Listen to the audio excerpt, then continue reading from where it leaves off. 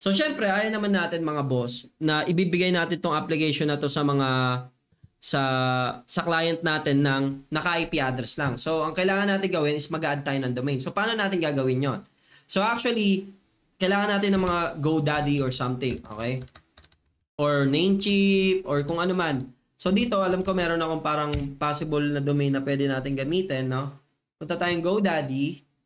Pero dito, since meron akong parang pwedeng gamitin dito. So, tignan natin itong ZZ Learning Tools. So, punta akong domain. Ito, pwede pa natin gamitin ito. Manage DNS ako dito, mga boss.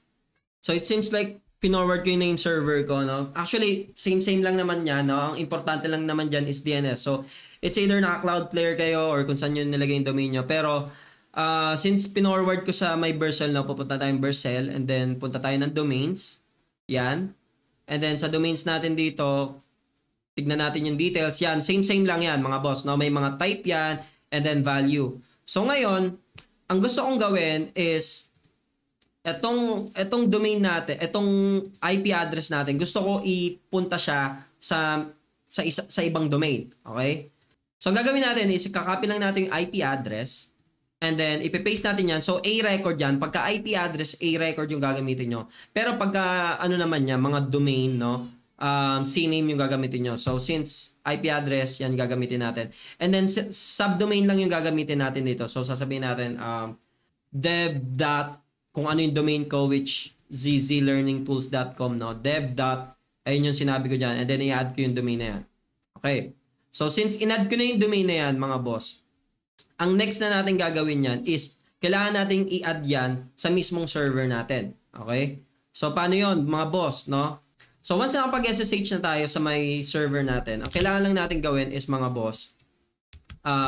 Actually, pwede natin gamitin yung mismong default. Pwede tayong gumamit ng sarili nating sites available. It's up to us, no? Pero, gagawin natin is yung default na lang gagamitin natin. Okay? So, ngayon, ang gagawin ko lang dyan mga boss, parang cat or nano, 'di ba? ETC kanina, ETC Nginx. And then para mas mabilis lang, default na lang gagamitin natin, okay? And then default.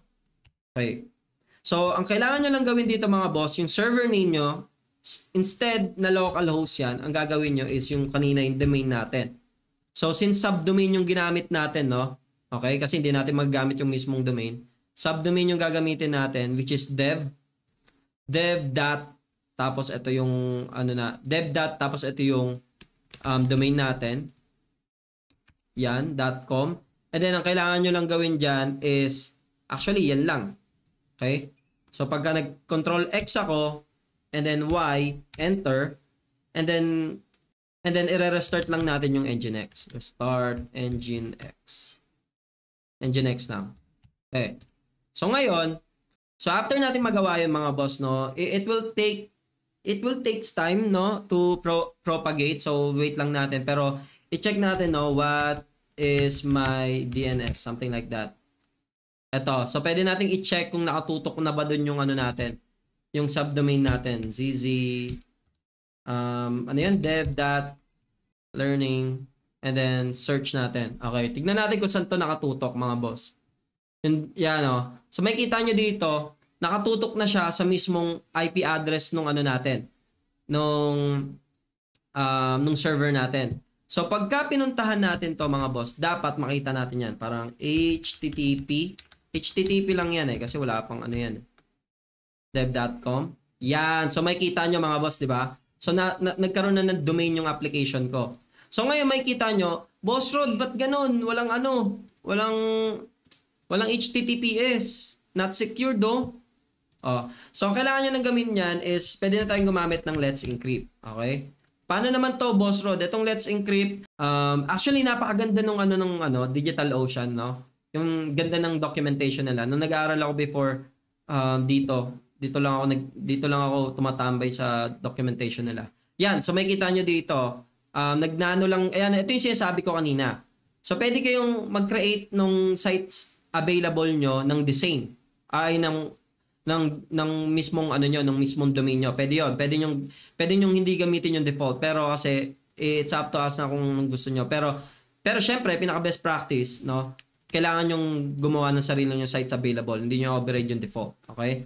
Pero in this case, no, hindi natin gagawin yan.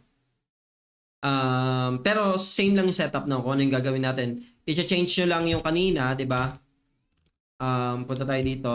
So, parang ang nangyari lang dyan is cat. Yan. I-change nyo lang to server name. Itututok nyo sa mismong domain nyo. Okay? So, yun yung idea nun. And then ngayon, after nyo magawa yan, wait lang natin. Ito. Kailangan nyo tong i-enable. Okay? Nginx-d kung ano yung domain nating i-enable. Since wala naman tayong domain na ZZ Learning Core, ano lang. Since wala tayong domain na ganyan, na ang kailangan nyo lang ilagay dyan is yung domain natin. Okay? Hindi na natin kailangan ng sudo kasi nasa root na tayo, no? Okay? Certbot. And then, pero kailangan nyo ng sudo pag wala kayo sa root, no? Certbot-d, tapos yung domain natin, dev.com. Yan. And then, enter. Ano yan? So, parang email address daw natin. Anong gusto mong email address? So, para sa mga renewal. So, lagay nyo lang email address nyo. No? Okay? And then, yes, syempre. Yes kayo dyan, mga boss. And then, will you be willing once first certificate issues, start email? So, it's up to you na. Ito, marketing, marketing stop. So, ayoko nyan. No ko na lang yan. And then yan, nagre-requesting na, no? I-register na natin yung domain natin. Yan, so na-register na siya. So successful na daw mga boss.